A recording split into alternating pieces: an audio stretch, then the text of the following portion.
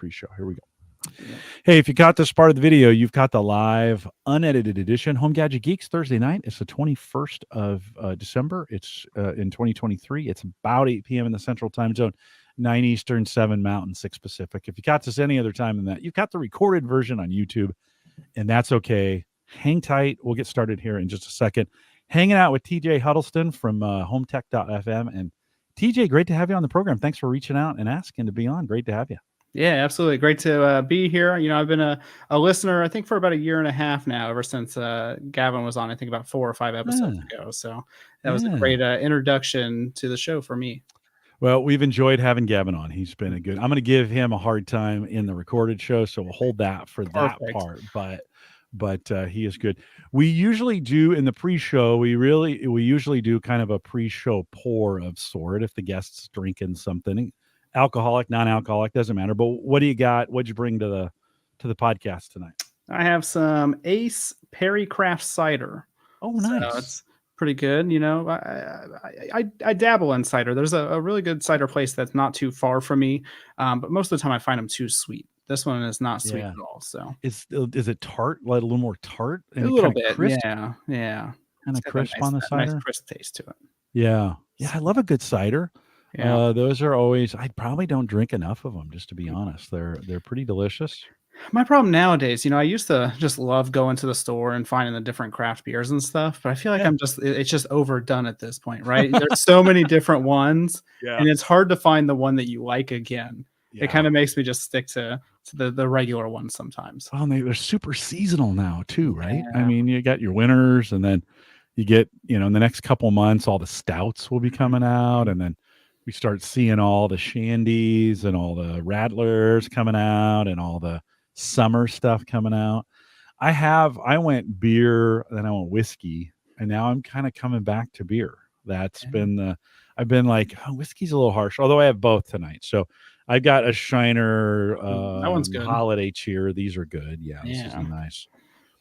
This is a nice one. And then for my birthday or maybe even Christmas, the kids got me a Weller, which is a really good. This is a Buffalo I've heard good things about that one. Product. Yep, it's their special edition. It's the holidays. Why would I not want to have that? They call it the original weeded bourbon. Their green label special reserve. So got a little snack for that one too, and we will we'll celebrate you, TJ, being on tonight. Thanks for saying yes. Thanks for coming on. I appreciate it. Absolutely. Well, when somebody else put a call out on a podcast to talk to people, I answered that as well. So good. That's how I got started on the Home Tech podcast. Coincidentally enough. So I'll hold that. We'll talk about that we'll talk about that on the show. Ken is asking, where are you located, TJ? I'm in right outside Columbus, Ohio. So I'm in Reynoldsburg, Ohio. Right in the center of the state. Brian says, hey, TJ, glad you're on. Enjoy the Home Tech podcast each week. Yeah, there's a lot of Gavin probably got more and more people from this audience listening to Home Tech. It probably didn't, we probably can see an audible bump in your numbers, but quite a few have gone over and I started listening there. So, well, I don't know too many long form, tech podcasts like ours either. Right. There's a lot of short ones and there's a lot of very informational ones, but this kind of art is a little bit lost, I think. So it's just not as the kids are just doing TikTok and Instagram and 30-second videos nowadays. Mm-hmm. Yeah, and it's okay. It's just fine. That's their gig. We do ours, and Think Computers is another one. Bob and Ryan, I have them on from time to time. Right, they're another long form kind of news reviews, talk about stuff. Their reviews are a lot more hardcore. Bob is pretty good at doing reviews, so that's he's good at that part. I hate reviews. Do you guys do many formal reviews on Home Tech?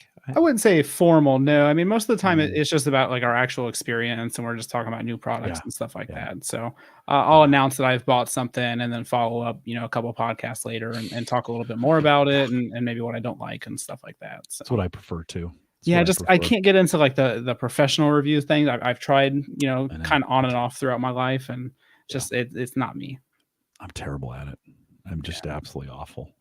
I've tried and I get mad. Like in the middle of the review, I'm like, why am I doing this? Why did I say I would do this? And I'd rather use it and then talk about it a little bit each week, over some time. And then eventually it just kind of just becomes part of the equipment here or whatever. Yeah. So, Well, when you're doing the review too, it kinda you have to, go about it a certain way, you know what I yeah, mean? And yeah, you have to describe it yeah, all these different right, ways, and, right. that's all important, but Yep. just tell me if it works or not. Yeah. Well, and let's get some real world experiences in there. And Yeah. let's, Use it for more than so 24 hours. yeah. Ken reminds, and I always say this, I give Gavin a hard time. This show used to be called Home Tech. That's And what I it's heard. like 13 years ago. And it was Home Tech for maybe 2 years. And then I dropped that brand in favor of Home Gadget Geeks. Dave McCabe and I were going to start the Geeks Network. And so I changed the name of the show to match the network. And then he never did it. We never got the Geeks Network off the ground. And I was like, well, it kind of stuck. And then you guys came along. I think they came along and started doing Home Tech. And I was glad it got picked up somewhere else. So, Well, there's another show in Australia called Home Tech Talk, so, oh, yeah, okay. Yeah. very, Yeah. very similar. Well, you get that generic term, right? And it kind of, Gavin's in the house. Gavin, good to see you. Hello, I hope your Gavin. ears were burning, Gavin. We were talking Yeah. about you in the pre-show. We'll have some things to say, so you better hang tight. Don't All go nice anywhere. things. Well, allegedly. We'll find out. We'll find out. All right, let me kick this thing off. Guys, thanks for checking in. Gavin, Ken, Joe, Jay, Brian, Ken. I think maybe I said that already. Good to see you guys out there. Thanks for checking in the chat, and we'll get this thing started. Here we go. This is the Average Guy Network, and you have found Home Gadget Geeks show number 595 with guest TJ Huddleston, recorded on December 21st, 2023. Here on Home Gadget Geeks, we cover all the favorite tech gadgets that find their way into your home. News, reviews, product updates, and conversation, all for the average tech guy. I'm your host, Jim Collison, broadcasting live from the AverageGuy.tv studios here in a beautiful Bellevue, Nebraska. I think we're going to have 50 degrees tomorrow, which means fire out in the back, and because it's going to rain on Christmas for us. So we're going to get the fire in tomorrow night. Of course, we post the show with some world-class show notes. So I have a few tonight out at the AverageGuy.tv. Big thanks to Mike Uyghur, who joined us last week. That was a bang-up episode. Good to have Mike back and a lot of good things to say. If you haven't caught up on that, go back and listen to it. And big thanks also to our Patreon subscribers.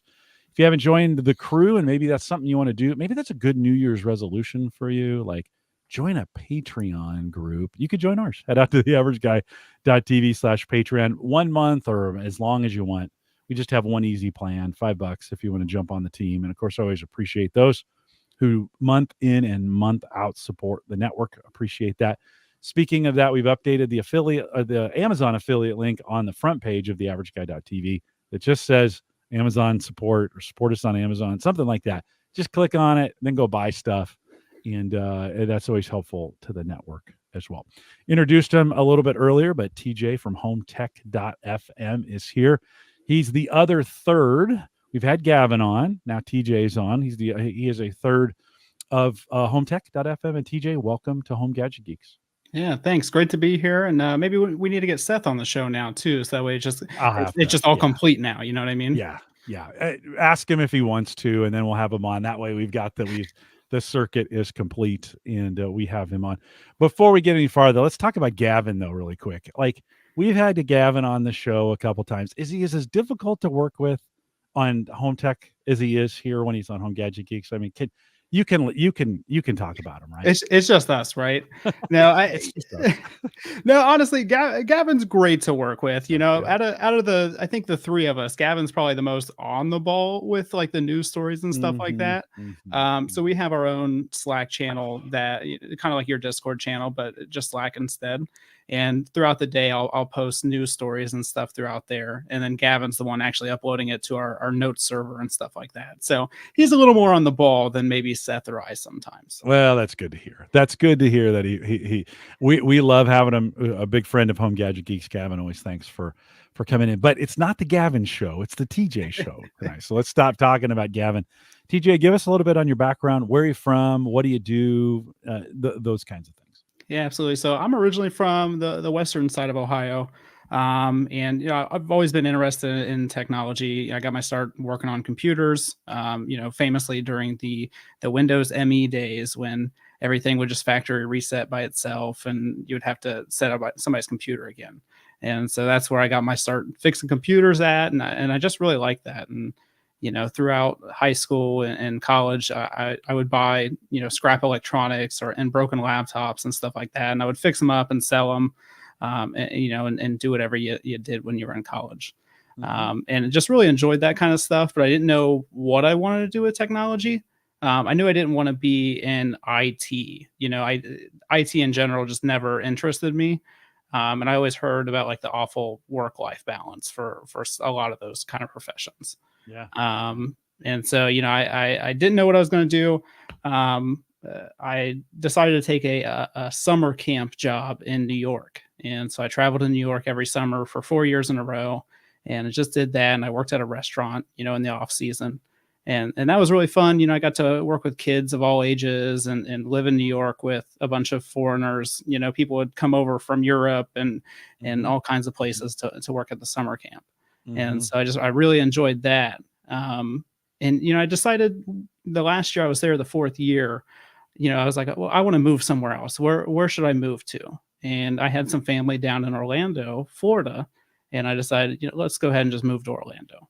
And so I moved down to Orlando in about 2014, and I was looking for a job. And I didn't know what I was going to do, but I needed obviously to find work, as fast as possible. And I was on Craigslist, and somebody had an audio, video, and home automation job posting. Wow.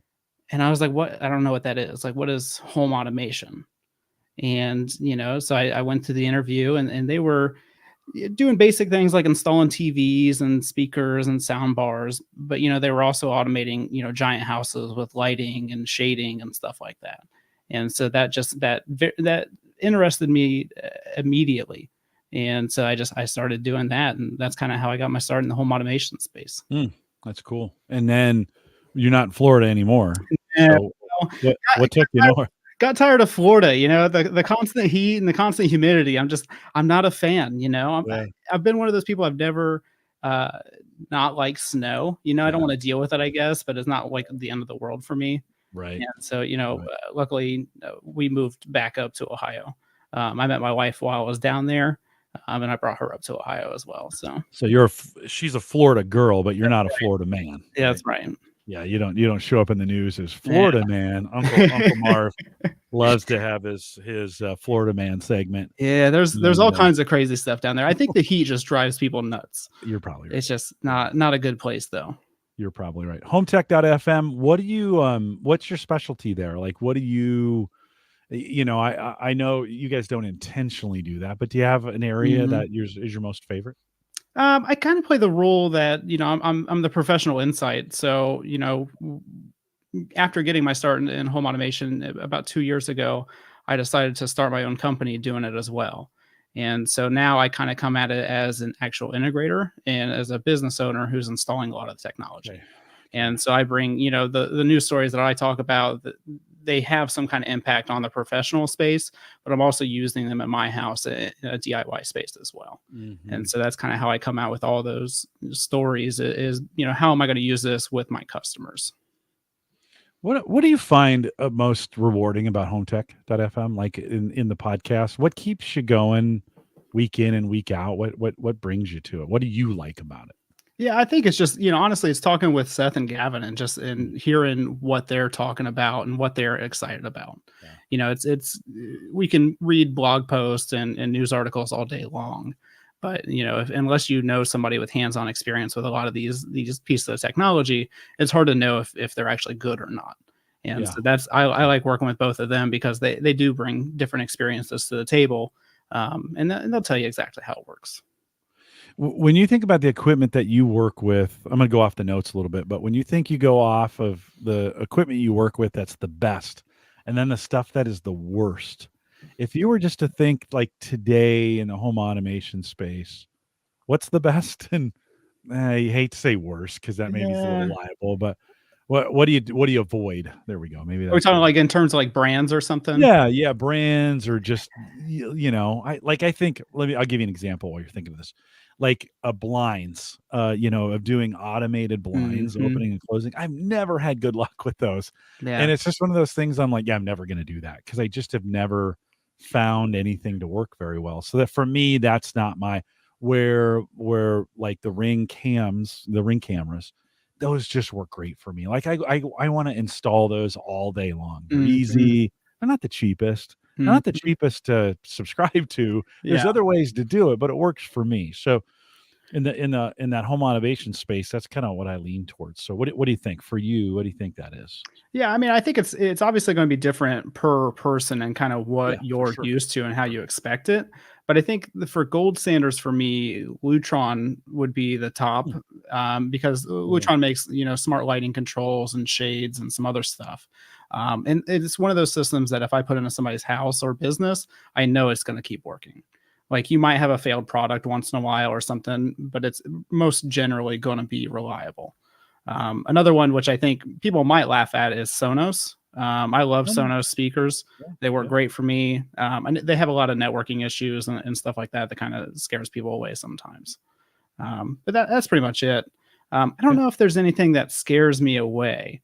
I don't throughout the business, I've kind of cut out installing some client supplied things. And one of those things are like the camera kits you buy at like Costco or Sam's Club or Mm, whatever, the 8 cameras and an yeah. NVR for like $30 or whatever it is. And so I've started. I don't do Yeah. those anymore. I used to do them. I used to charge like a crazy amount of money to do them because they were always a pain. But now I just don't do them at Mhm, all. And most of mhm. the time, it's just because of the software. It's just like they're a Yeah, pain to work with, and they're just not good. yeah. Don't last very long, not build very Yeah. well, And then don't I always integrate get well. calls back. People call and complain it doesn't work right or doesn't do this, and I was like, well, you bought it, so. Yeah.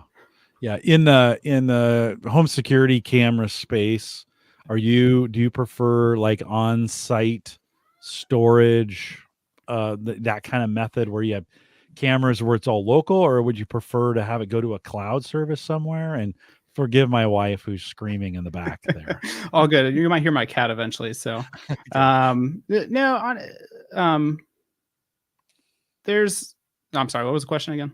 Oh, so do you prefer on-sites? That's okay, we were thinking about people screaming in the background. From a camera perspective, would Oh you yeah, rather on have the site. storage on site or go into a cloud somewhere? I'm a big fan of the on-site. I don't think the on-site has to be complicated or hard, but I think the on-site gives you a little more flexibility because you don't have to pay a continuous fee for it.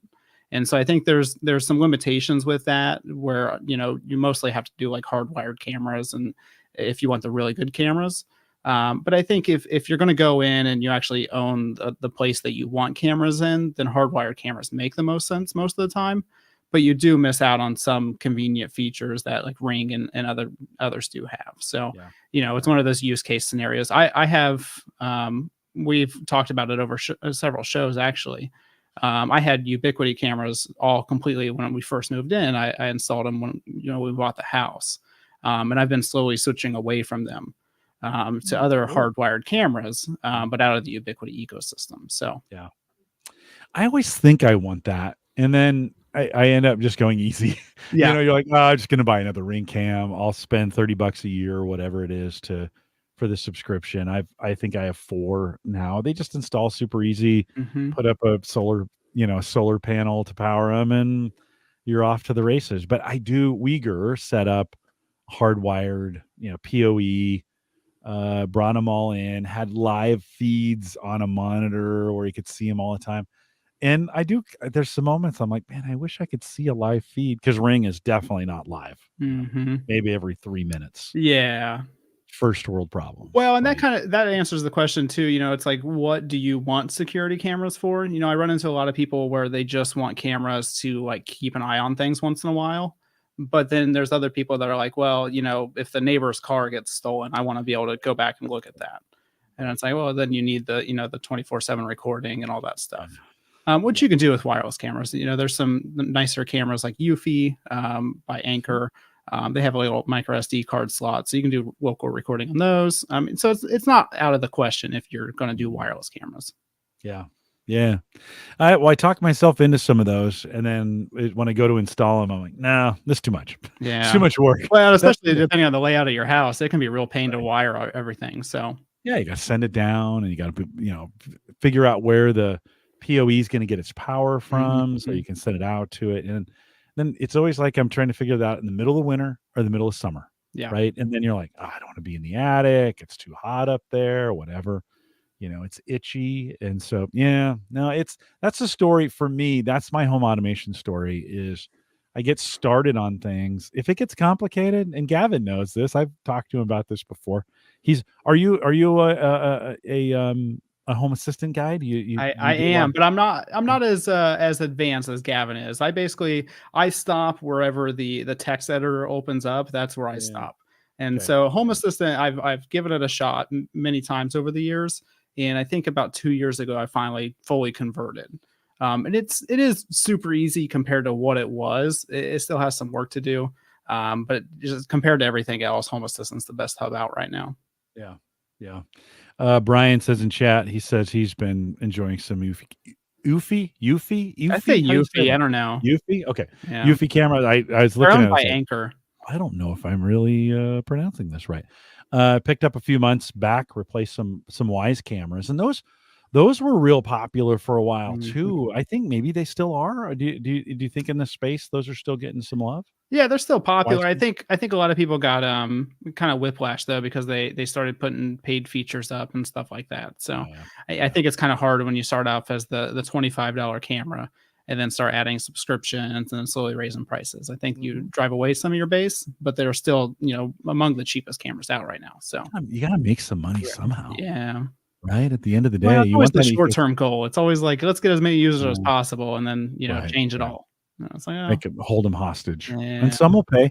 It works. I yeah. mean, companies do it all the time, right? I mean, it's sometimes. I mean, there's some that have tried it and have gone out. That home automation space has been not completely stable all the time, right? We've had some jump in and then leave leave the space like peace out. We're done. We're getting out of this, we're getting out of this business, which is tough because people put these in their homes and then they got to rip them out, right? And put in something else to make it work, which is kind of a hassle, right? Yeah. Yeah, that's why I try to stick to all local stuff. I mean, it's hard to do that with certain things. But like for example, my light switches are all Zigbee or Z-Wave, and so they don't use any internet or rely really on Yeah, anybody. And so those are kind yeah, of nice. I might have to update firmware or something. But other devices, it's hard. Like I have water monitoring. I can't do that locally as far as I know. I have energy monitoring. I can't do that locally as far as I know. So, I yeah, mean, you can't get away from the cloud all the time, unfortunately. yeah. Are you using Habitat at all? Have I've you used it in the past, and I think I have it on a box somewhere. At the time, they didn't have a mobile app, Yeah. and I was like, "Well, a mobile app's kind of important for a home Mhm. automation system." And everybody was like, "Well, you can just use the website." I'm like, "It's not the same thing, though. Like, Yeah. it's just not." I used it after they came out with the app, but at that point, I was kind of already moved on.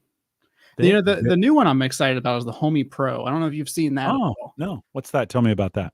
So that is a European company, and they've been out for several years, as far as I know. But they have a new hub called a Homey Pro, and I think it's $399. So it's a little more on the expensive side compared to some other hubs you've seen. But it's got Zigbee and Z-Wave and Matter and Bluetooth and all these wireless standards.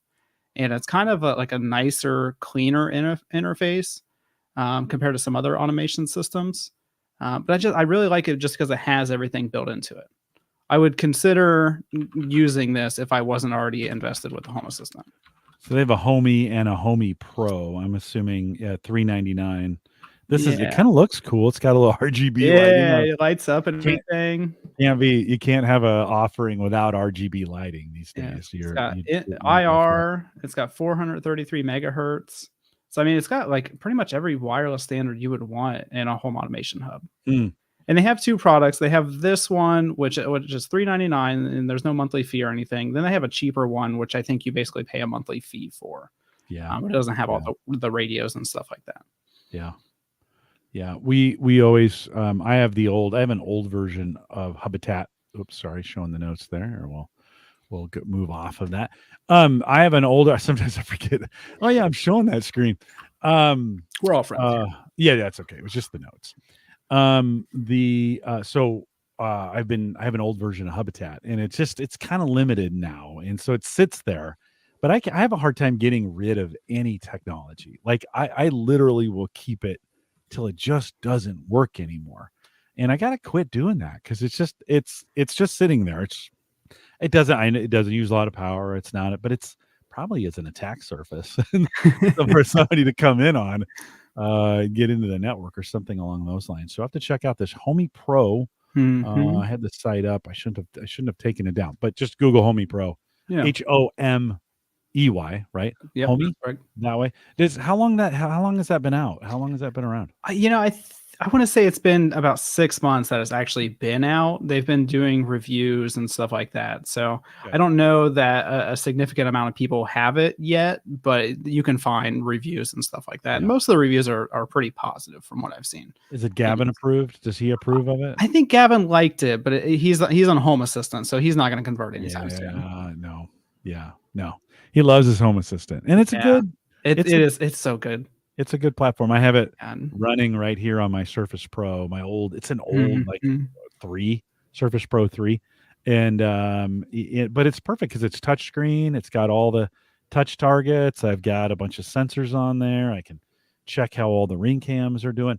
Although Home Assistant and Ring aren't that great together. Ring doesn't work with anybody, so that is not a Home Assistant thing. That is just a Ring thing. It's terrible. There's professional home automation companies that can't even work with Ring. So yeah, it's terrible. On the Assistant, on the Amazon Assistant, the doorbell will ring, and then it's got to go to the website, log in, grab the picture. The UPS guy is long gone by the time they even get the camera turned on to see who it is. So that's not, I live in a pretty good neighborhood, so I'm not, I'm not too worried about that, but it is one of those things where it's super slow. Yeah. Let's talk a little bit about, so my daughter, as you know, she works at a library, and you had mentioned in the notes, you wanted to talk a little bit about makerspace, in the library. Are you involved in that at all? Is there something local to you for that? Yeah, so actually, I'm on the board for the Friends of the Library for Delaware County. Nice. So I technically live in Franklin County right now, but I was previously living in Delaware County. And I'm very active in a lot of networking groups over in that area. So I go to Chamber of Commerce events and realtor events and everything else, drum up business and find clients and all that fun stuff. And one day, I think it was about 1.5 years ago, this older lady came up to me and she was talking to me about the Friends of the Library. And I don't really go to libraries anymore. It's not really my thing. She started talking to me about the library, and I was like, what are you even talking about right now? And she's like, well, we're raising money for this maker space at the library, and we're looking for people to donate money. And I was like, that sounds really awesome. I think a maker space could be really beneficial to the area. We live in a pretty nice area. So, raising money for the makerspace probably wasn't going to be a big issue. And so I was one of the first ones to donate to that makerspace. And then, so they finally got it built, and I decided, that was pretty cool that the Friends of the Library, exist and they're helping, create this thing. Let's go ahead and, become active with them. And so I joined the Friends of the Library, and officially next month I'll be on the board.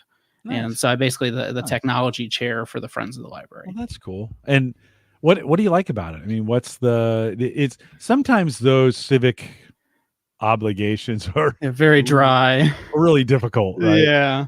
Are you enjoying this? Is that any different? You just stomaching through it? Yeah, it's interesting. It's not something I've really been a part of. I've worked for various companies and all that good stuff, and I've never really been part of a board. And so like the legalities of it and the meeting layout and everything like that it's very boring to me as a just spontaneous person. Right. But it's one of those things that in order to make your area better, you have to give back. So that's how you do it. You join these committees and groups, and you start working towards that. Did they put the makerspace in, or is it still in the planning phase? No, so it is done. It is a very beautiful library. Let's see if I can pull it up here. But yeah, it is all finished. The makerspace there is really nice. So they have 2 in Delaware County, and this one is the newest one. It's a great space. They basically charge you nothing to use it. I mean, I don't understand it at all, but it's a library, so I guess that's how it works. Oh yeah, it's the last bastion of communism. Crazy in America. Everything else is capitalism, but not not the library. What kind of equipment did they put in? So they put in Prusa 3D printers. So the PRUSA, those printers, the really good ones. And then I don't know the other names of the machines, but they have $20,000 laser engravers and vinyl cutting machines and VHS digitization machines and all kinds of crazy stuff. And how long has it been open? This has been open about 6 months. Okay. Is it getting much use? Oh yeah, absolutely. Really? Yeah, it's crazy. So they have training actually as well. So they'll teach you how to, make like simple 3D models and stuff like that, and then you can actually print them. But those classes are always booked up probably about a month in advance. Yeah. So very popular. Brian says out in chat, he says, this is just the type of thing I'd love for my local library to have. So Brian, you should approach the librarian, the head librarian. How did that get in? Somebody just asked you, somebody came up to you. Right? I mean, I just met the lady at a networking event, and she was telling me about the Friends of the Library. So that's how I found about it. I would never learned about it, but I'm assuming a lot of areas have this. I mean, I've talked to a lot of other people about the makerspace and stuff like that, and they've mentioned that their libraries have a Friends of the Library. So more than likely, your area already has one. You just have to join in and help. It's a popular group, right? Sometimes, depending on the library, it depends on what they focus on and some of those kinds of things. But that may be one of those areas where you, the listener, could say, hey, let's think about it. Now, it takes forever, to get some of these things going. It just takes patience and time, and you're working with other people, and you have to listen to other people's opinions on things and make some compromises. But it's not I think once you get going, our library too has a Friends of the Library group that does a lot of great things, not just for the library, but for the library staff, which is kind of cool. Yeah, like throwing pizza parties and awards and stuff like that. Yeah, we do that as well. So do you on the 3D printers? It's really common. You would pay filament costs, but it seems like, as I've been asking about that, pretty reasonable price for even some of those. You'd bring your design in, plug it in, do some stuff, and then they would just charge you. Is that what you guys are doing? Same exact layout. I mean, it's very cheap. I mean, if you've bought filament before, what is it? 2.2 kilograms is $20 depending on where you buy it from.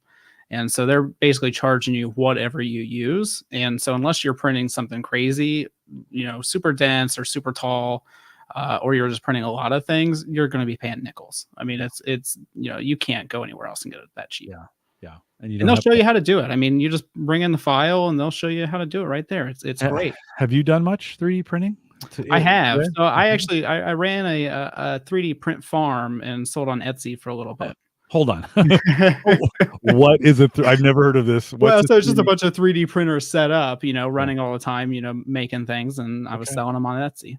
Really? And it was fun, but I got burnt out. It was one of those things where you turn a hobby into a job, and then it's not your true passion. Right. So people would order things from you on Etsy. You would put them on the printer, print them up, and a couple days later, drop them in the mail. And I was printing. Have you ever heard of Milwaukee Pack Out? Like the Milwaukee, they're like modular tool cases that you buy from Milwaukee. And they don't really make any like third-party accessories for it, so you can make stuff that like holds extension cords and levels and whatever else. And so I was selling a lot of that. And I think at one time I had 4 or 5 printers set up. So and just running all the time. All the time. It was crazy. It was so hot in my office, Jim. It was crazy. I had to constantly leave the window open and stuff just because all the 3D printers. Just just all the time. That would be hilarious. So you should have timed it to make some music. I've seen those on YouTube. Those are pretty cool. Oh, Gavin says he says he didn't even know his library had a maker space. Looks like fun. You can save so much money. So one of the things that was great is, I go to a lot of these networking events and I meet a lot of new business owners. And there was this lady that I met that had a candle company. And, she started making candles in her dorm room, and then it kind of blew up, and she went crazy with the candles. And she was opening a new store. And if you've ever opened a new building or even just bought a house, all the stuff that you have to buy for it, and then all the stuff that you don't think you have to buy for it. and it all adds up. Yeah. And Yeah. I don't remember the quote she got for her sign. She made, signs for the wall and the counters and everything else, and she made them at the library. And I think Yeah. she spent like less than $100 to outfit like a giant like 2,000 square foot store. Yeah. Do you guys have a poster maker in Yeah. your maker space? Yeah, Yeah. we do too. Yeah, and, like, a And vinyl cutter, so you can make, like, nice vinyl banners and stuff. They even have a little grommet, hole punch thing. yeah. So, I Yeah. mean, you can make, like, a full, outdoor setup. Takes a little bit longer in some regards because you gotta go in and get trained on it. They wanna make sure you know how Yeah. to use it, right? So Yeah, you you can always need more time than you think you do just because yeah, unless you've used it all the time, you probably don't know how to yeah. use it. Sammy, my daughter, she ends up helping the old guys on the computers. They want to come in and use the computer, help me get to this or help me get to that. One of them though, there's a neat story about that where someone they needed to get like somebody in the family had passed away and they needed to get access to something so they could get the money rolling to get things going for that, right? And so they came into the library over the course of a couple of days. All the library staff helped them get that done, and it's just kind of fun to see. Again, I think the library is one of those secrets that, like, for a generation and maybe my generation stopped using Mhm. the library, and so for a while it wasn't utilized, and now I think it's maybe it's well, maybe it's making a comeback. Who knows? Ken asked a question. I don't know if you got an answer for this one. He says, "Is there a website to find the closest maker space?" That would be interesting. Ever heard of anything Eh, like that? I don't think so. I think you would just wanna visit whatever your local library's website is. I would just be rudimentary with it and do a Google search for Yeah, your yeah. county library and makerspace and just see if anything pops up. The city of Omaha built its own dedicated makerspace for a while. We took over a Borders bookstore that had closed, Oh, wow. and they converted that whole thing into a giant makerspace and, got some big grants, some big money to be able to do it. It was super cool. They've just recently moved it, and I don't know where it moved to, but it was there for, I don't know, 6, 7, 8 years. In fact, at one point, had a donut shop in the bottom of it, the coffee and donut shop, that eventually closed. I think the pandemic closed that, and then Yeah. I think the pandemic closed the big maker space too. Tony thinks that the librarians should rule the world. They probably should. Might be a nicer place That's if true. they indeed do that. Any other when you think about that maker space in the library? I mean, certainly if you're listening to this and you haven't checked your local library or maybe even the counties around you to Mhm. see what's available.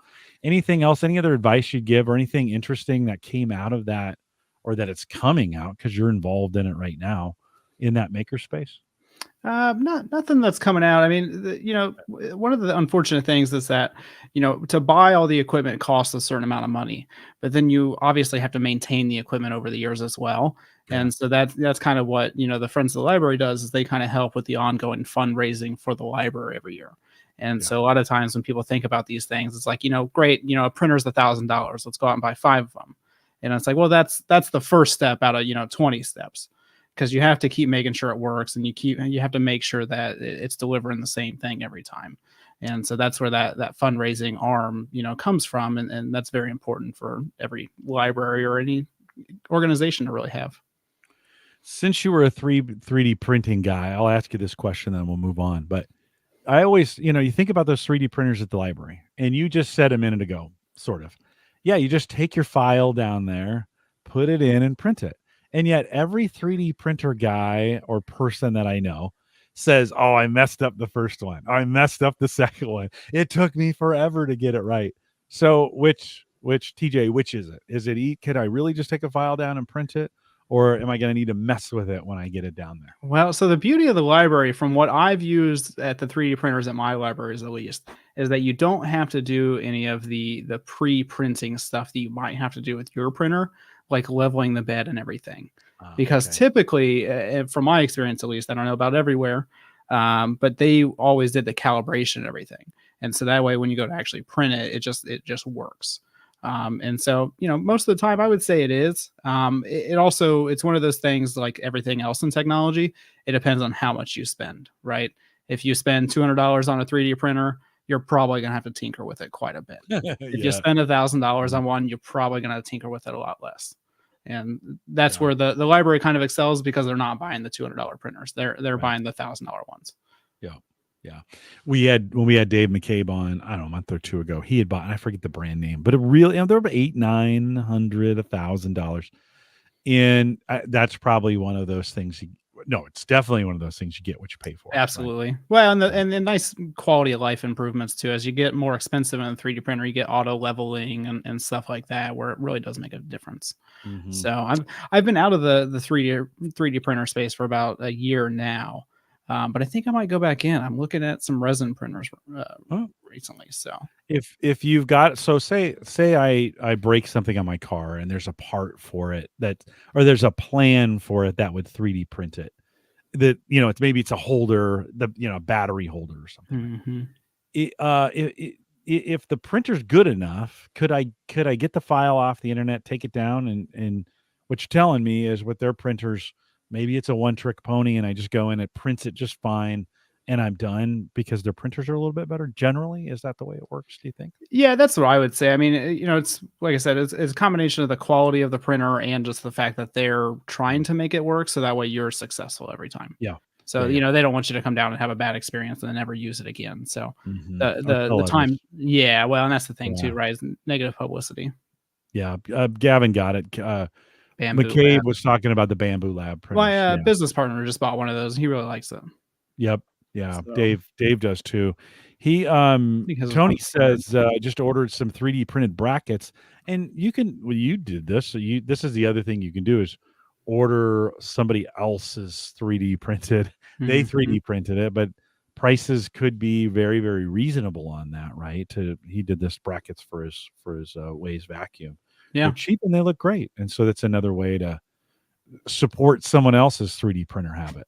Right? Yeah, and I've definitely used the online 3D printer sites. I think it was like Cloud 3DP or something like that, to order, because when you buy a 3D printer, as you go up in price, you also go up in the materials you can print as well. And so when you buy a cheap printer, you can do PLA most of the time. And then as you step up, you can do carbon fiber or metal or whatever it is. And so, if you buy the nicer ones, you're able to do those things. But I didn't feel like dropping $2,000 on a printer. So I ordered like an ABS car part or something for, $50 off one of those websites. Right. It worked out great. Right.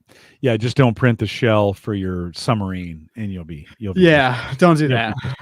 Hey, in the notes, you've got this 2 words, litter robot. Tell me about the litter robot. This is my most expensive automation purchase to date yet. So this is an automated litter box for your cat.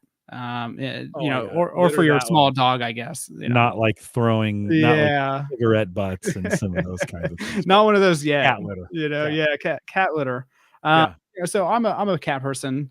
We have 2 cats currently, and one of my worst chores throughout the week is changing or scooping cat litter.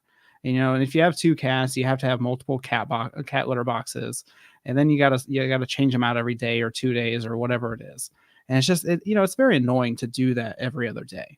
And so I looked at this thing for I think like 3 or 4 years, and this year after we bought the house, I was like, I'm getting one of these this year. I'm done doing litter at this point. So does it really work? Is it called litter robot? I think I've got it. Let me bring it up on the screen. 4, that's the one I have. Yeah, but that's the right one. So yeah, I think the base price is like $800. I mean, it's crazy. $700. There it is. Yeah. So I mean, is it worth it? Is it worth it? So I've only had it for less than a month. So I'm not going to give my full review of it just yet, but I'm going to say that it's worth it, Jim. What does the cat think of it? That's the important thing. Is the cat still going in there? Yeah, I mean, no problem. I mean, she was a little hesitant at first. We have a robot vacuum as well. And she does not like the robot vacuum. She is terrified of it. Every time it goes, it's one of the self-emptying ones. And every time it goes off the little platform, she knows about it and she's already hidden. Yeah. And so I was worried that she wouldn't like this. And one of the reasons I wanted this one too is that they give you 90 days to try it out. And if you don't like it, you send it back to them. And so, we basically, I put it in there with the existing litter box for a day. And then the next day I removed the existing litter box. And she was very hesitant at first, but now she's fine. She uses it without an issue. And basically the way it works, it's got a capture on the bottom, right? Mm-hmm. And then So then it's got a sifter that goes around, picks Yeah, it it's up, and really then drops it on genius. the bottom, right? Honestly, the way they've designed it, I'm sure they've refined it over the years because this is the 4th one at this point. Right. But it's basically a giant, uh, ball, Yeah. and the ball has a giant hole at the top, and that's where all the solid waste goes, and it has a little sifter, and it just spins around, and it looks like a very simple mechanism to spin it around, and it just spins around, and as it goes around, the litter goes through the grate thing, and then the solids collect, and they just drop right to the bottom. So, I mean, it's a relatively simple design. Yeah. Okay, so, like, I've seen the mechanical versions of these where, like, Yeah, it's like the it'll dragon, the sweep it thing, the down rake, or or sweep it whatever. back. What makes this smart for you? I mean, okay, yeah, it's got an app. Are you using the Yeah. app? Like, it says it'll weigh the cat and some of those other kinds of things, like, what do you use the app? The app is pretty interesting. I mean, so it's one of those things that, like, right now I'm basically using the app to make sure that the cats are using it because it's so new. And so that was the biggest thing. It does track the weight, which is kind of cool. So that way I can, as the days go on, I can see if the cats are losing weight or whatever. Not that big a deal to me. I mean, the biggest thing is honestly just the auto emptying.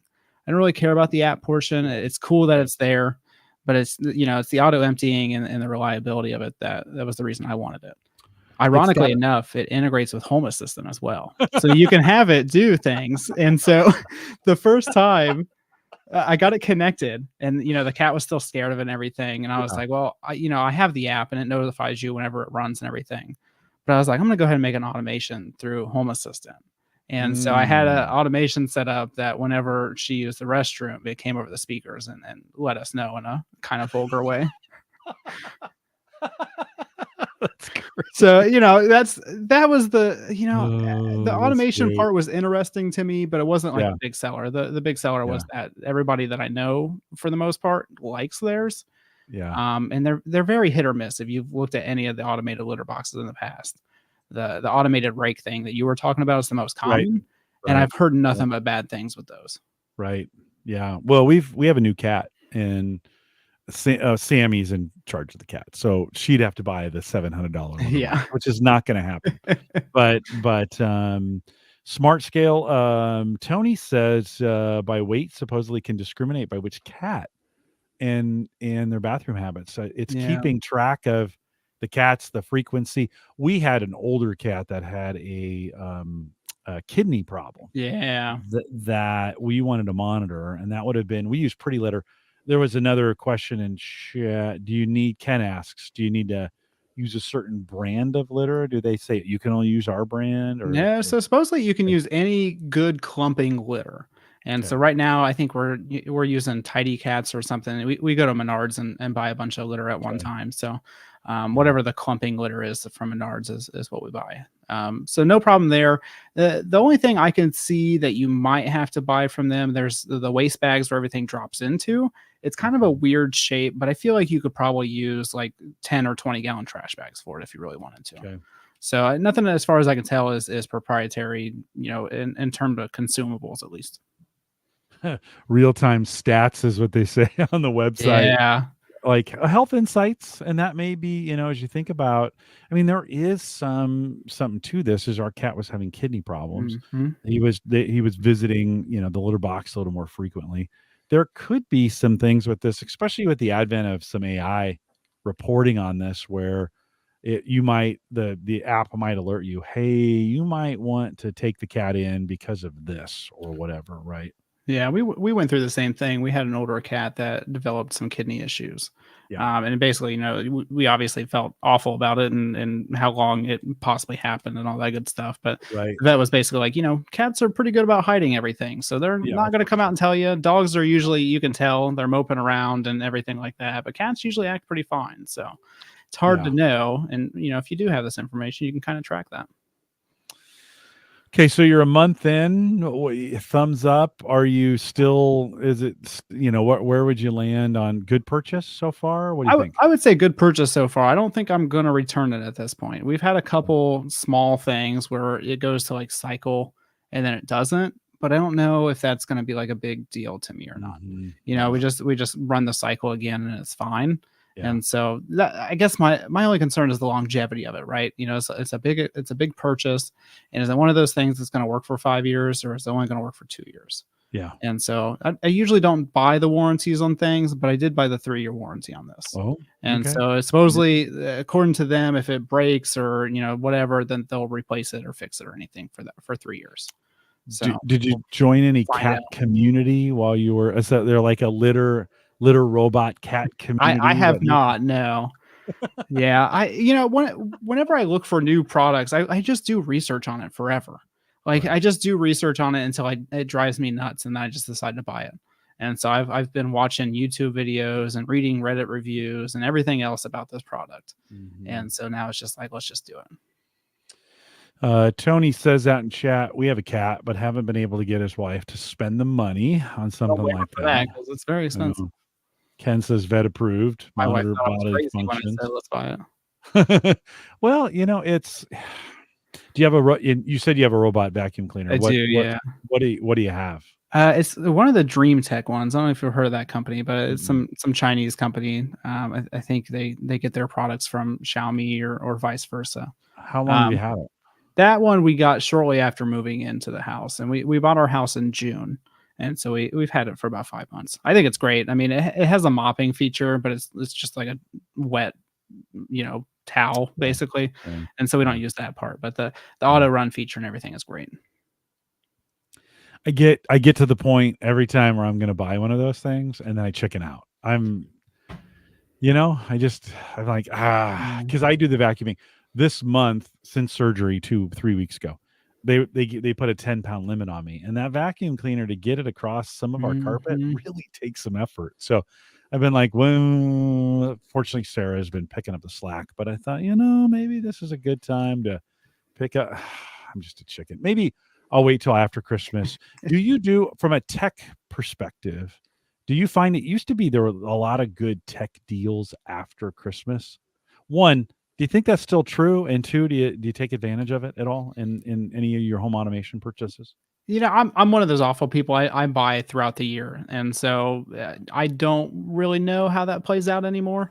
I actually have a ban starting around November from buying myself anything for the Christmas and stuff like that. So Okay, hold on. I was listening. You have a ban on yourself till when? well, I'm not. I buy stuff throughout the Yeah, year, and so yeah. I see something, and I'm like, oh, I should buy that Oh, and I play got with that. And so I try to give myself a pass, starting you. Okay, November, so that way I don't ruin any gotcha. Christmas gifts or anything. Gotcha. Yeah, I Uh, this is this what I'm wearing, this hoodie that I'm wearing.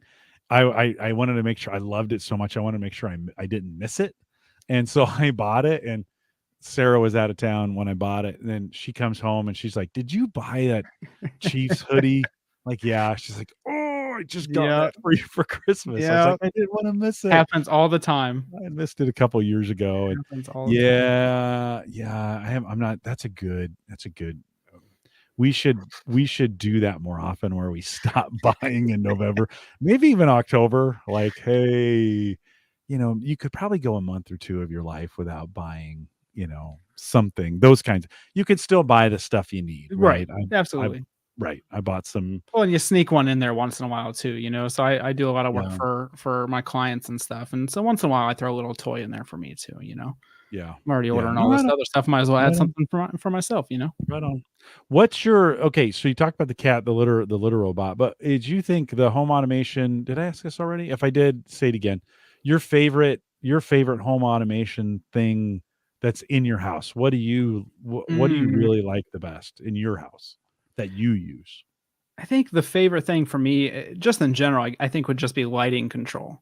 Oh, So no matter what, if I had to go with a specific product, I really like these Zooz double switches. It's a dimmer and a fan switch at the bottom. how do you spell that? Zooz. Z. Okay. And I don't know. Zooz. There's like a specific model number. Zen 30. So Zooz Okay. Zen 30. Okay. And so these things are great. If you have newer ceiling fans, that it kind of stinks because newer ceiling fans suck. But older ones, they're all AC powered, and so these double switches are great because let's see. So type in Just the Zen 30. up See if here. you can Let's find see. that somewhere. Zen 30 Yeah. shop all okay, you keep talking and But I'll it's a double switch, so it's got a dimmer at the top, and then it's got a physical button at the bottom. And so my house that we bought was built in 1959, and for some reason, I don't know if it's just this time period or these houses or what, but we have a lot of 2x2 walls. So standard wall is 2x4. We have 2x2 walls, so we have super thin Oh, walls on the interior of wow. the house. And so I can't do double switches. I have to do a single switch to control a ceiling fan and a light. Okay. And yeah, that's the switch right there. I think that's my favorite product, honestly, and it's so simple. Really? But it's one of those things that like it solves such a big problem. I've got one in the bathroom, I've got one in the den, and then one in each bedroom. Well, that's cool. So just a What simple what's the retail in something like this? I think they're only like $30 or $40. They're not much. 35? Yeah, if you buy it on can you find them? Do you have to get it from their site or can Yeah, I think you you can get them on Amazon and everything else. And okay. this actually, I bought a lot of stuff from the Smartest House, which you have pulled up right now. They have a lot of Z-Wave devices, and so I bought a lot of when I bought the house. I bought a lot of my stuff from them. Well, that's cool. They always run How the same much thing. how long you been in that house? 6 months. Okay. How much automation do you think you put in there since you Well, so everything's automated at this point, kind of. I guess it depends on your definition of automation, but Yeah, I did all the lights as soon as we moved in. So we changed okay. light fixtures and I installed light switches. And our house is only 1,200 square feet, so it's not a very big house. 1,200 square feet, single story ranch. And so I think I have maybe 20, 30 light switches altogether. So that wasn't bad. But I did all the smart home stuff within the first month of buying the house. We didn't move in until July, and so I immediately started installing the switches and stuff. Garage door opener? No garage, so no, unfortunately not. Okay. Gavin approves because can't go wrong with the Zooz. Yeah, Zooz are great. I have them for my door sensors and some outlets and stuff like that. They work great. Did you put cameras in? Yeah, so I went with Ubiquiti cameras initially. Okay. So I still have a Ubiquiti doorbell, and then I have Ubiquiti wireless indoor cameras for whenever we're on vacation or whatever. I went with Ubiquiti outdoor cameras at first, but we don't have a lot of like street lights and stuff in my area, and so a lot of the cameras at nighttime were not good. They were very dark, and so I only had those for about 5 months, and I've swapped those out. I'm running some rebranded Chinese cameras that have starlight sensors in them. Have you seen the starlight sensors at all? I've seen the output of them where like crazy. You can color night vision. It's crazy. It could be pitch dark out, and it can be color still. Is it green or gray on the picture, or is it? Do they get color on those? No, so they get color. So if it's the starlight sensor and there's enough ambient light, they're really good at nighttime. So I've been swapping all my cameras out for those. That was prompted though because we had some animal digging up our yard, and we couldn't go back in the cameras and look. It was too dark, and so these cameras are crazy in comparison. You'll have to drop me a link to those. But Joe asks, are those switches? Are they Wi-Fi, Z-Wave? Those are Z-Wave. The Zooz Zen 30, the double switches are Z-Wave. And so that's what I did with my house. Is most of my stuff for like sensors and like actual automation is all Zigbee or Z-Wave. Yeah. And so the thermostat Z-Wave, the door sensors are Z-Wave, and everything like that. Yeah, they've got the Z-Wave Plus sign right there. So. And just to say again, it's a double switch. So it's the light. I'm assuming this is the light part up here, and this is the fan down below, right? Yeah. So like this is a good example. Like in the bathroom, if you have the exhaust fan, and then you also have your sink light, you could have the sink light controlled with the top portion here, the dimmer port, and then the actual exhaust fan turn on with the bottom button there. Yeah. So really great switch all around. Ty says that you got a small house, which is perfect for Z-Wave. Yeah. Well, that does help out quite a bit because we're not going very far with a lot of our stuff. So, and where I have a rack full of equipment in basically the center of the house, which also helps out. So, yeah. Well, you got to get the signal there, right? Yeah. I mean, it's gotta happen somehow. Just part of it. Yeah. Well, it's interesting. So for you, first wave was all lighting, right? and Mhm. then you've kind of, I'm sure you're going back through. Have you thought about any of the like the home automation gadget stuff on like fridges or ranges or any of those kinds of high end where they're trying to get some smart stuff in the appliances? Have you looked at any of those? Not really appliances. I've tried to do various things, like I have, whole house electricity monitoring. So I actually had Oh an yeah. energy monitor installed inside the electrical panel. Is that the So orange one? so this Or did you one, go the Sense, that's the one you're thinking of. Sense? Yeah, yeah. This one's called Emporia View 2. It's kind of got a weird name, but it's cloud based, but it's based off what's called ESP Home, and so you can actually flash the firmware and make it all local. And I haven't done that yet, but that's the only appliancey thing I would say. I'm Okay. not really interested in smart appliances. I don't know what it is, but I just don't see any Yeah. benefit in some of them. Maybe like the stove one, like if you left the stove on or something like that. See, But I don't need to I've been turn my stove on cooking remotely. I've been cooking so much since the pandemic, and now that I got the smart app for my car where I remote start it in the cold Yeah, mornings, that's great, isn't it? there would be some moments where I'd like, "Hey, I'm getting ready to go up and start dinner. Let's just preheat that oven to 425 fan and get it like, let's just get it rolling." Even if I don't know what's on the recipe card for HelloFresh, like, I know it's gonna be an oven thing. Let's just get it going. That way, when I do get up there, I can turn it off, reset it to whatever the recipe says. Or what would be even awesome is if I could put the recipe in and it would interface with the app and say, "Hey, I have this recipe at this time. Turn on the stove to that, to that temperature just to get it going." Now, stove gets up to temperature in 7 minutes, so it's not like it's that big of a deal. It's also not like the car where you're waiting outside the stove like this for the thing to warm up. Right? You're fine. But it's that kind of for me, it's that kind of convenience. It would be that kind of convenience. It would also be, and I didn't realize until how important this was until I put the garage door automation in. I was forgetting for a while. I was forgetting to shut the garage door at night, and it would say, "Hey, if it's still open at midnight, shut it." Right, Yeah, those are and the that nice. was a helpful, yeah, yeah, yeah. That was a real helpful automation. Now that was another one where the pandemic kind of broke us of that habit because we just weren't going out as much, and so that function actually stopped working maybe a year ago, and I haven't missed it. I've been like, yeah, I pretty much get it shut every time now. But there was a while there where I didn't. The thing with the area that backfired on me, I was saying for a while, hey, shut the garage door 30 minutes after I open it, regardless. Well, on Saturdays when I was out doing yard work, I'd go out through the garage door and then it's shut. And you're like, ah.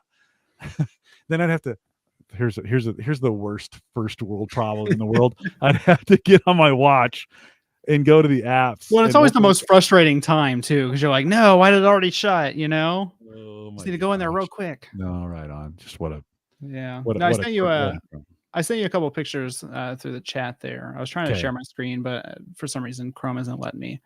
But you can go and share these if you want, Where'd you drop um, them?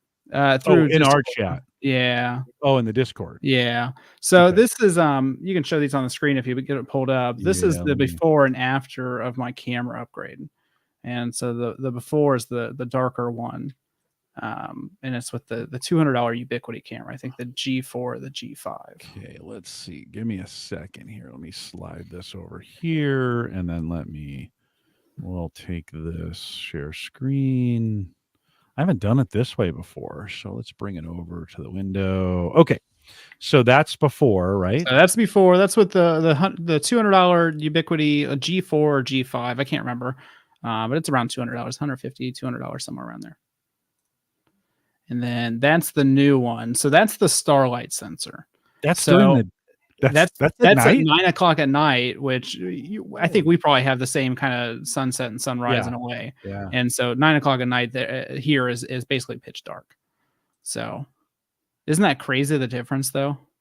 Seriously, that's night. And yeah, that's I Wow. think that's a $200 camera. So it's a $200 rebranded, Okay. Hike Vision or Yeah. Dahat camera, something Wow. like that. No, that's I haven't seen them that clear before. That's pretty great. Yeah, Wow. I've installed a lot of those for Okay. businesses, for parking lots and stuff like that, because no matter what time of night Yeah. it is, you always get that great Heck picture. yeah. Yeah. So if you're Heck looking yeah. for cameras, look for the Starlight sensor. That makes a big difference. Oh, what did I do with Discord? And even Okay. Wise has a So, Starlight sensor. So I will do me a favor in that same drop a link there so I know I can go back and throw that in the show notes mhm. for me. TJ, last question for you as you think about next year or projects that are on the horizon. What are you leaning towards, or what are you looking forward to putting in? What's like maybe the next big home automation project for you? Yeah, the next big thing for me is going to be gardening. So one of the things that we wanted when we bought the house is we wanted some kind of outdoor space where we could, grow our own vegetables and kind of hang out and everything like that. But kind of like the litter box, I'm a little lazy on things I have to do every single day. And one of Yeah. those things I don't want to deal with, and honestly, it's just because I'll probably forget, is the automated watering of the garden. And so we're going to do a bunch of raised garden beds in the backyard, and so I've started playing with some automation for watering. And so I think it was probably September. I bought these Zigbee controlled smart valves for hoses. And so it basically just goes and in between, the hose spigot and the actual hose, and it gives you an app to actually control it. And so you can set it up for a timer for 20, 30 minutes or whatever it is, and it'll run the watering. So that's a very simple way to do it. I know Gavin has automated his sprinkler system. I don't really have a sprinkler system, so I'd have to build something. And it seems like the easiest path forward would be going with the spigot Yeah. functionality. Yeah, I think so. For retro, especially if you're going to retro them in. Yeah, and we don't. Yeah. We're probably going to be at this house for 5 years or something, and then Right. find another house. So it's not something I'm going to invest a ton of money into. But if we invest a couple $100s into it, and it makes watering the garden easier, and we Yeah. can eat those vegetables and everything else. That would be great Yeah. for me. No, and it's a great sprinklers get harder, right? Yeah. Because you're talking about area and you got to check them all the time, make sure they're not spraying out into the street or whatever, right? Where in a raised garden bed or even just a regular garden, those are generally the less sensitive outputs, right? You're doing drip or you're doing some kind of flow that you want it on for a certain time period, turn off.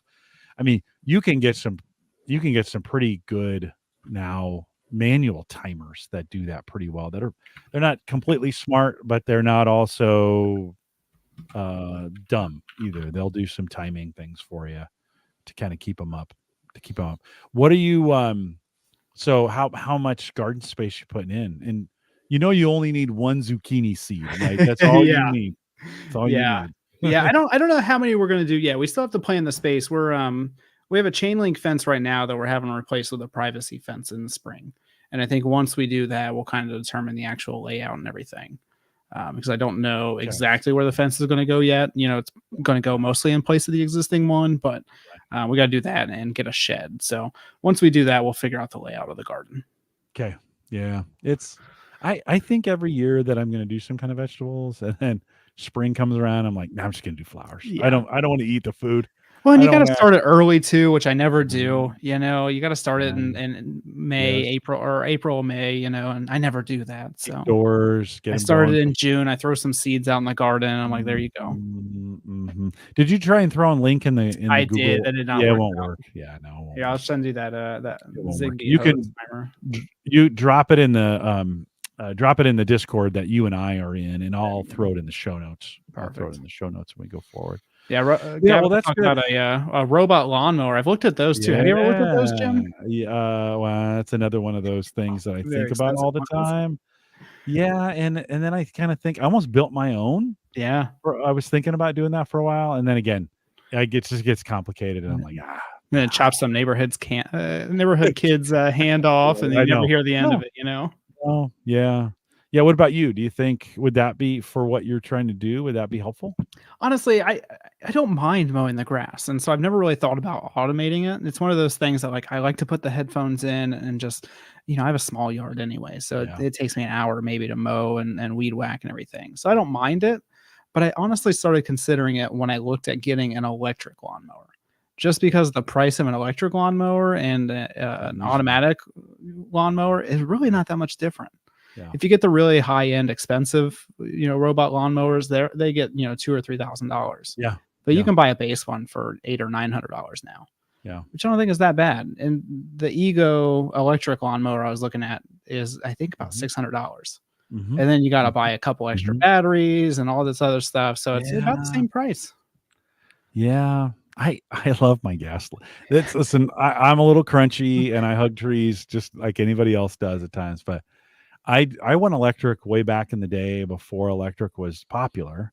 And I gave me 5, 6 good years of, and it was still lead acid in those days. So Mhm. I had to replace the lead acid battery a couple times. And You'd way use the heavier same. too. Oh yeah, heavier. Although the thing didn't weigh very much, just to be honest. It just the lead acid batteries just didn't give you the life that the lithium ion phosphates now give you. It had super awesome crank. That thing could crank hard. Now, Yeah. not for very long, right? That was the other thing. It just didn't last as long. So I got kind of turned off on it early, and then maybe now if I bought one, it'd be a better experience. Maybe the next mower I get, but I love my gas mower, Yeah. and I'm taking lawn away at this point, right? I'm getting less and less lawn in my yard. I've been putting more things in, so it's pretty complicated. Like to get a robot mower out there, it'd have to be really pretty good at. I mean, my polygon that is my yard is pretty complicated. So Yeah. yeah, No, I'm I feel the same way too. So yeah, I think when the ones I was looking at, I was like, I would basically have to buy like the $2,500 one or something to like make it worthwhile. Like it came with the yeah, GPS and the line tracking and all that stuff. And it's like yeah. I'm not going to spend that on this house. No, If I had a no. bigger property or something, it takes me an hour to mow it once a week at most. I'm not that worried about it. Right, right. Yeah, yeah. Well, it is one of those things. And the reviews haven't always been the greatest. Yeah. You watch the reviews and like, yeah, it kind of cuts, but it Yes. also Seth has one from the podcast from Home yeah. Tech, and he seems like he likes it overall, but I feel like half the time he's just messing with it. Mhm. It's fallen into a ditch or it's gotten lost or something like that. It's like I don't, automation's supposed to make my life easier. I don't want to have to Right, deal with these right. problems all the time. See, I'd go out and watch it. I'd stand on the deck and I just watch it do its thing, because it's kind of satisfying, Yeah, to watch absolutely. a thing. So, and then I'd watch it for about 10 minutes and then I'd start monkeying with it to Yeah, you get just it. get Like, annoyed I'd at go, how it's doing it. yeah, hey, why are you going over in that corner 8 times? And then then all of a sudden you're messing with the programming and you're doing all kinds of stuff. Yeah, And it's you're like like, it's like watching the robot vacuum. I only let it run when I'm away because sometimes it does stuff and I'm like, I don't want to be here for this. It runs over random things and it's yeah, like it crashed into a mirror one time for us. We have this mirror really? that sits on the floor Okay. in the hallway, and I guess the lidar bounced right off of it and just ran right into it. And I was right outside the front door and I just hear crash. Oh And I no. run back inside and the mirror's fine. It didn't break Yeah. somehow. But it's like it just ran right into it. So I don't know. I don't know if I trust a Yeah. lawnmower to do that. I know. We don't have a lot of square footage in here. And there's a lot of things on the floor. Yeah. And that's the other thing that stops me. I'm like, I'd have to be moving things You around have to pick up constantly. all the time. Yeah, Or else you get right. the notification that something's jammed in the wheels, which Yeah. I get that notification quite a bit. Brian says in his area, all gravel or zero-scape desert yards around. He's down in the Phoenix area, right? Did I get that right, Brian? Phoenix, right? When he was a kid, there were many more yards with lawns. Folks, our friends in Vegas, it's the same way, right? They're not. Rock Nobody's gardens. putting in lawn. Yeah, nobody's putting Yeah. in lawns anymore. Yeah, he's in the Phoenix area. Well, here in Nebraska and out in Ohio, we have very, very similar. In fact, your weather is almost identical to ours. It's I just a would say day so, later. yeah. Right. It's we get a snowstorm on Tuesday. You guys have it by Wednesday, and it goes pretty well. Yeah. Well, TJ, anything else before we wrap it up? And I want to say thanks, but anything else? No, I think that's pretty much it. We talked about a lot, and I'm sure there'll be more come up in the future. I did want to point out, if you do enjoy listening to technology and everything, give Home Tech a shot. We Yeah. actually had a really good episode 462. We talked about Matter and the future of Matter, the new home Home automation automation standard that everybody's talking about. Yeah. So if you're really interested in that, I think all three of us were very skeptical of Matter and kind of just wrote it off. And then after this interview, we kind of all turned into believers. So it's a really good episode that you should check out if you're interested in the home automation space at all. Check it out, hometech.fm, and you can find that on your podcast player. And make sure you subscribe to it. You guys do some great work over there. We'll get Seth on, and then my goal will be to get each of you talking about each other while you're on the show. Or maybe we should get Seth on, and then we should do a show where we have all three of you. There we go. Let's And do that. we cover some home on, and then we do the round robin where we talk about, everybody comes on and talks about the other two while they're on here. So we just did our fireside chat this week where we had Richard Gunther on as well. So that's always fun. It's always a good time. It's a good time to reflect and everything like that. So yeah. Is he? I haven't listened to a home on in a while. Is he still making home on? Yes, he's still doing that. And then he's got and he's gonna kill me if he hears this. I think can't remember the name right now. He's got a couple other podcasts that he's got going on though. Another one with Adam Justice as well. So good. And he's hanging out with Josh Pollard too, Entertainment 2.0, and they do a bang up job. I'm still listening to that on a fairly regular basis. So pretty good stuff. Well, TJ, thanks for coming out. Thanks for answering the call, and thanks for being the guest tonight. I appreciate it. We'll have you back again. If I ask you again, will you say yes? Absolutely. I'm sure I can always find something to talk about. So as long as it involves home automation of some sort, I have something to talk about. Yeah. Well, and then be proactive with me too, where if you got something new that you want to talk about, you're like, hey, this would be a good thing. Just send me a note, and we'll do a whole show on it. So appreciate you coming on. Can you hang around for a sec while I wrap this thing up? Okay, perfect. Again, if you want to check it out, Home Tech, all one word, hometech.fm, and make sure you get subscribed to that on your podcast player. If you want to join us in our Discord group, we mentioned a couple times, we have a really friendly Discord group. Jump out to theaverageguy.tv/Discord, jump in there and get signed up. And it's the friendliest Discord group I'm in. Although I have a family one too. Weirdly enough, my family has kind of landed on Discord as the family chat. And so that's where we're doing. We did Facebook for a while, but now we're all on Discord. So join us over there. You won't see my family in that group. We have a separate group for that. If you want to leave me a message, you got a comment, a question, whatever, head over to homegadgetgeeks.com and leave a message there. Don't forget both web and media hosting for this show, powered by Maple Grove Partners. If you need a website, you need some hosting, Christian's got some bang up plans over there for as little as $10 a month. Check it out, maplegrovepartners.com. He can do just about anything. He's the smartest guy on the planet. So he's forgotten more than I know. So check it out, maplegrovepartners.com. Last live show for the year, taking next week off. And then on the 4th, when we're back, I'm actually doing one of those shows where we had the CMO, Chief Marketing Officer for Bark at bark.us. They provide monitoring solutions for parents, for their kids, for the internet, which is cool. They have both a router now. They have a premium service for your phone, an app that you can buy. And now they have phones built particularly especially for your kids that you can give to them. And it's got Bark built in. It just gives you some ability to kind of monitor and lock some things down if you need to. So on the 4th, when we're back in 2024, I'll be doing the first ever opening the show by myself, playing in that interview, and then wrapping up the show. So come out and join us. If you've never joined us for a live show, come out and join us for that one. January 4th at theaverageguy.tv/live, 8 p.m. Central. I'd love your feedback on it. Just a different way.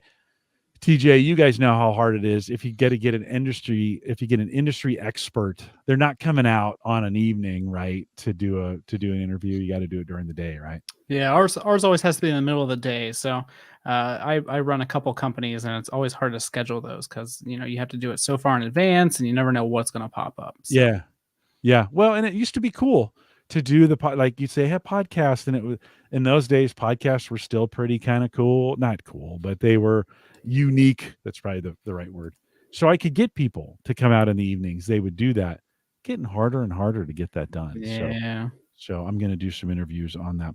Well, if you're joining us live, thanks for coming out. And a reminder, we'd love to have you join January 4th, 8 p.m. Central, theaverageguy.tv/live.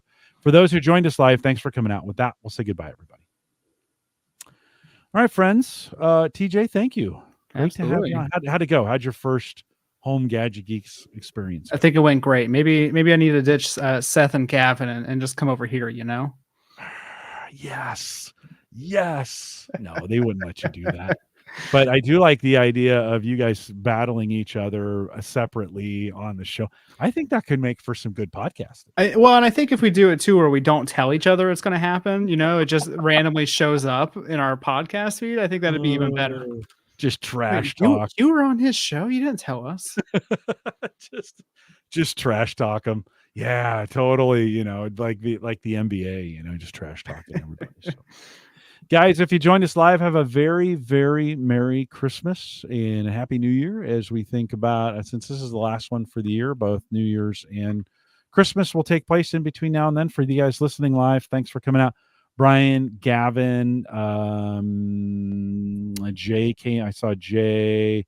I saw Anthony. Joe, Ty, Tony, Ken. Thanks for coming out, guys. Appreciate you guys. Have a Merry Christmas. TJ, hang one more second for me. And we will see you guys in 2024. Kind of seems weird to think that'll be here before we know it, but we'll see you on the other side of the new year. Take care, everybody.